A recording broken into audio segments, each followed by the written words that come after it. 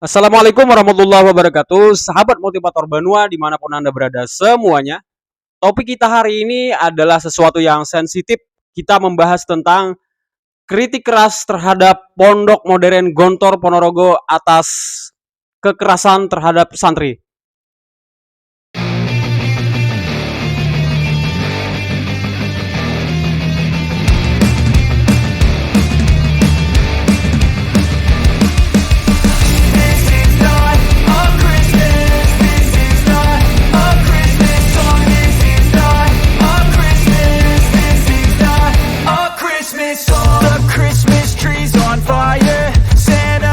Sahabat Banua semuanya, sebelum kita masuk ke topik pembahasan, saya ingin disclaimer dulu sebelumnya bahwa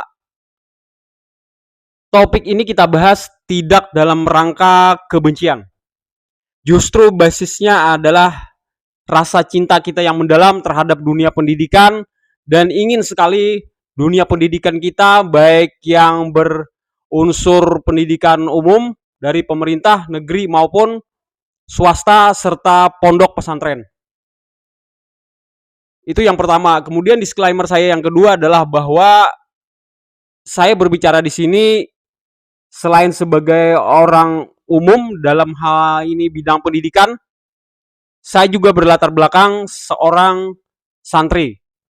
Jadi dulu aliyahnya saya habiskan sekolah menengah atas saya 3 tahun itu di pondok pesantren yang kebetulan berafiliasi dengan Gontor Ponorogo.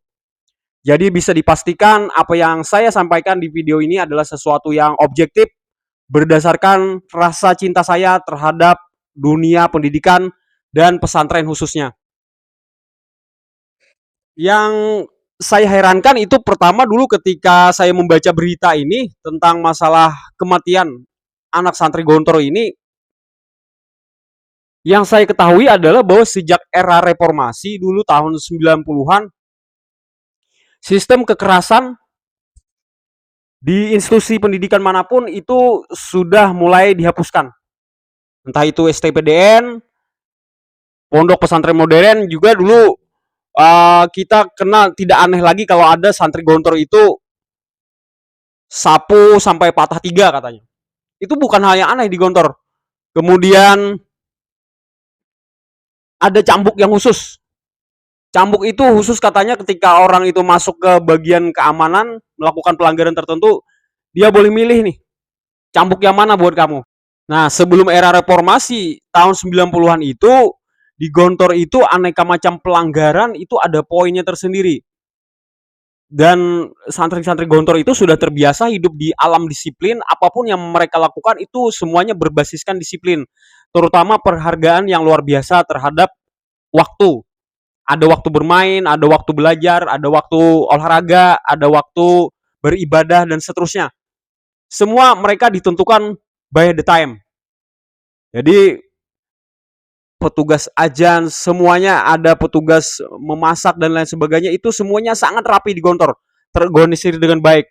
Nah, untuk mengatur organisasi ini dengan baik, diperlukan disiplin yang sangat kuat. Dan salah satu penopang disiplin itu adalah adanya punishment berupa hukuman. Jadi tidak aneh lagi ketika sahabat Banua nih misalnya menemukan pelanggaran berbahasa. Kan di Gontor itu ada wajib berbahasa Arab, berbahasa Inggris.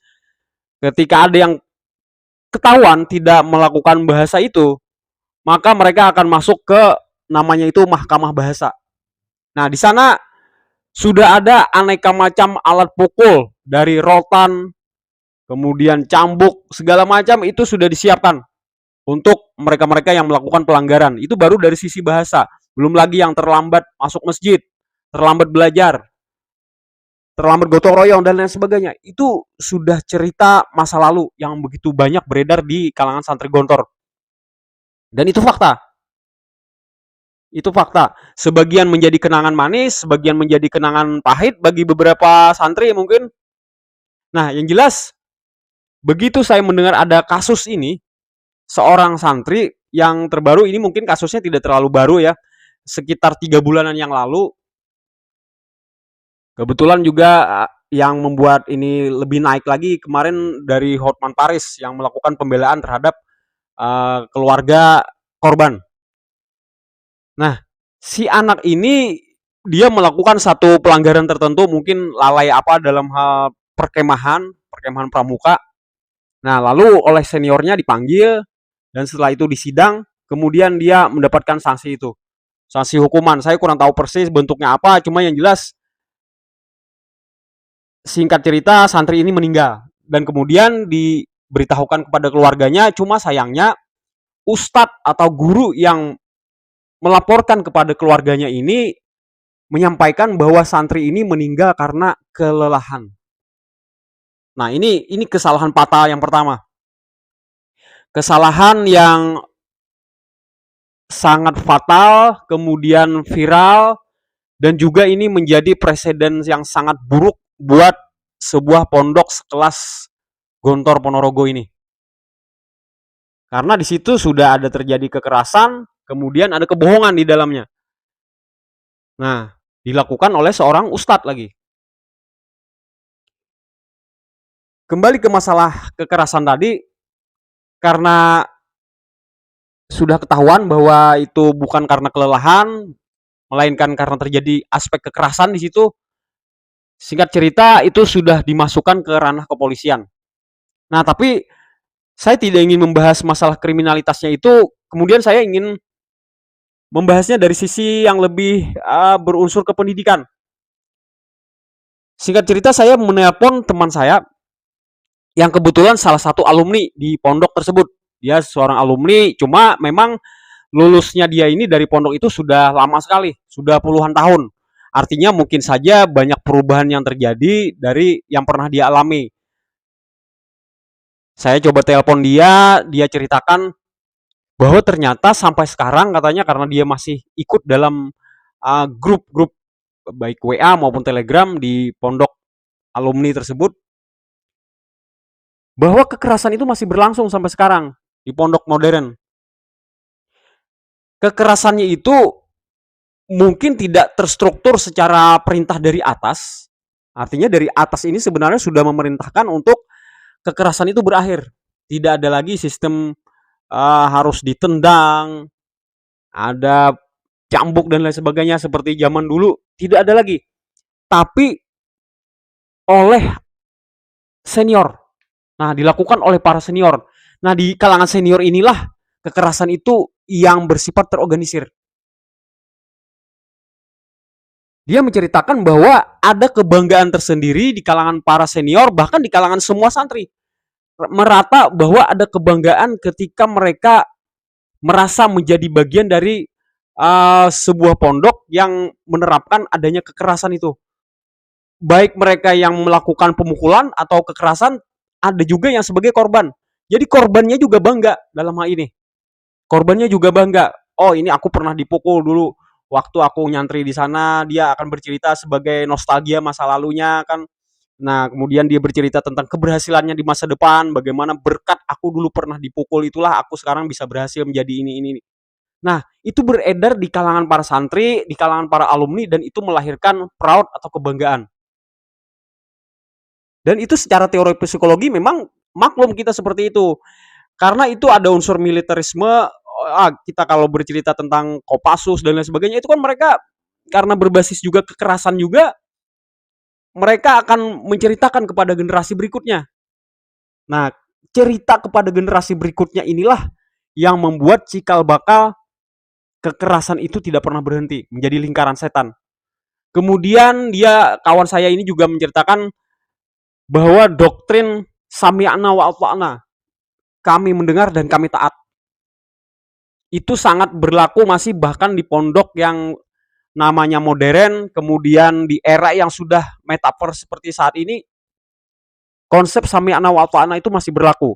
Sistem senioritas, kita harus taat kepada para senior, kita harus taat kepada kiai-kiai kita yang paling pucuk. Bahkan di pondok itu kan ada namanya semacam pokoknya senior yang seperti dewan gitu. Yang mereka ini begitu bertitah itu nggak boleh dibantah sama sekali. Nah, itu mereka begitu dihormati, dikagumi, karismatik, memiliki pengaruh yang sangat besar di pondok itu Sehingga apa yang mereka bilang A, semua harus A. Begitu kiainya bilang Z, semua harus Z. Nah, inilah tradisi yang terjadi di situ yang membuat lingkaran setan ini gak berhenti sampai sekarang. Belum lagi pondok itu masih ada unsur isolasi dari luar, terisolasi dari dunia luar. Walaupun misalnya internet sekarang sudah masuk, TV segala macam informasi sudah masuk ke sana. Tapi tetap mereka ada batasan waktu untuk nonton TV, lihat internet dan sebagainya, itu ada batasan waktu dan mereka tetap lebih sering berkumpul dan berbudaya bersama lingkaran mereka sendiri di dalam pondok itu. Secara terputus dari dunia luar. Nah, kemudian saya juga melanjutkan dari kata-kata kawan saya ini. Saya bilang ada satu lagi faktor yang membuat kekerasan itu tetap terjadi adalah bahwa di pondok modern, khususnya Gontor, dan saya lihat banyak sekali fenomena juga terjadi di pondok-pondok modern ya, yaitu adanya overload capacity. Jadi begitu pondok pesantren ini naik daun karena banyak mencetak orang-orang sukses, ya kalau kita bicara Gontor itu sudah nggak kehitung lagi ya. Taruhlah misalnya seperti Pak Din Samsudin, MH Ainun Najib, itu alumni-alumni yang mereka luar biasa namanya di uh, secara nasional kita ya. Luar biasa nama-nama mereka. Dinin Hapidudin, segala macam itu banyak sekali.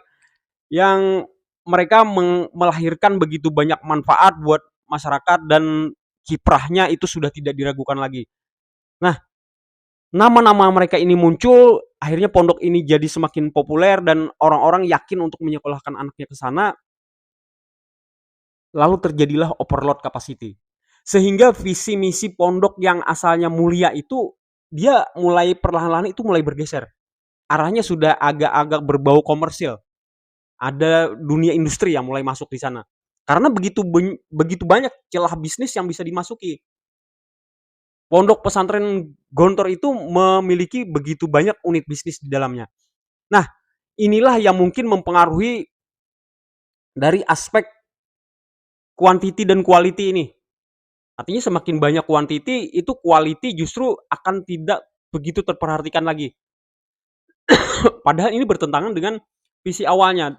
Dari foundernya, pendiri-pendiri awal itu, dari Gontor itu, sudah mewasiatkan beliau bahwa kalaupun muridku itu cuma satu, aku akan tetap hadir mengajar. Nah, itu kan cerminan sebenarnya kalimat itu walaupun cuma satu orang, beliau akan tetap mengajar. Beliau tidak peduli apapun, tidak peduli materi apapun, yang beliau lakukan adalah menyebarkan ilmu pengetahuan. Nah, tapi ini kelihatannya di masa-masa sekarang itu sudah mulai bergeser. Itu adalah penegasan para pendiri. Kalau di Gontor itu yang saya ingat saya itu namanya adalah Trimurti ya. Trimurti itu ada 3 orang dulu pendirinya dan itu sangat fenomenal sekali. Mereka luar biasa, orang-orang yang berpengaruh dan begitu mencintai dengan dunia pendidikan dan juga Islam ya tentunya. Jadi penyimpangan atau bias ini terjadi ketika overload itu sudah mulai terjadi. Mirip-mirip lah seperti kayak penjara itu kan, penjara yang semestinya populasinya cuma 500 orang diisi 2000 orang, ya pastilah terjadi banyak kekacauan di situ, ada pembunuhan, kriminalitas, kemudian penyebaran narkoba juga terjadi di dalam penjara sekarang. Karena overload, overload capacity itu membuat semuanya jadi susah dikontrol.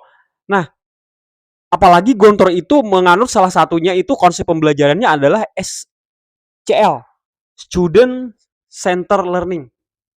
Jadi dia pembelajaran yang berpusat kepada santri itu sendiri. Jadi santri-santri begitu sudah mulai agak senior, mereka siap akan meninggalkan pondok, itu diberi kesempatan untuk memberikan pengabdian. Dengan cara mereka juga melatih adik-adik kelas mereka. Di kelas-kelas akhir itu biasanya mereka mulai mengajar, mulai menjadi bagian-bagian yang penting di dalam pondok itu, seksi-seksi tertentu seperti keamanan misalnya, atau informasi dan lain sebagainya.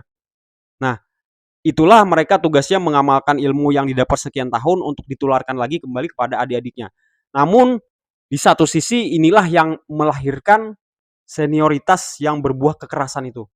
Karena saya sendiri pernah merasakan ya ketika dulu di tahun terakhir saya mau lulus di kelas 3 itu merangkap, kami boleh merangkap sebagai bagian keamanan Nah, di situ adik-adik kelas kami ada ketemuan satu hari ribut ketika jam mengaji. Jadi mereka mengaji tapi sambil bercanda. Nah, oleh beberapa kawan saya mereka dipanggil ke depan, di depan masjid ya. Kami kumpulkan dan kami sidang. Akhirnya singkat cerita mereka kami berikan punishment. Dan pada saat itu saya memegang satu besi kecil ya. Nah, besi kecil, saya sudah tahu bahwa ini berisiko akan menyakiti mereka dan mungkin saja mereka akan mengadu kepada orang tuanya. Tapi pada saat itu, pada saat kami memberikan punishment itu, emosi itu masuk ke kepala dan terjadilah pemukulan yang sangat keras dan itu berakibat beberapa santri itu sampai menangis. Dan saya pun sekarang ini menyesali ya kejadian itu. Namun dari situ saya belajar bahwa walaupun kita sudah mendapatkan SOP, standar operation prosedur bahwa tidak boleh pakai besi, tidak boleh melakukan kekerasan yang berlebihan dan seterusnya, tapi tetap ketika kita pasca melakukan sidang, sudah sesi punishment, itu sangat mungkin terjadi bias di dalam melakukan hukuman itu. Namanya juga anak muda ya, darah muda itu masih mengalir. Nah, karena itu kepada Gontor, Ponorogo, dan pondok-pondok modern lainnya yang memperlakukan pola pendidikan yang sama, berhati-hatilah dengan konsep student center learning, dan kemudian masalah senioritas, dan konsep sami'na wa ata'na. Semuanya harus ditinjau kembali. Semoga apa yang saya sampaikan ini mendatangkan manfaat. Kalaupun ada terjadi pro dan kontra, kami persilahkan di kolom komentar. Semoga kita bisa berpro dan kontra secara sehat, sehingga tayangan ini menjadi tayangan yang manfaat. Billahi taufiq wal hidayah. Wassalamualaikum warahmatullahi wabarakatuh.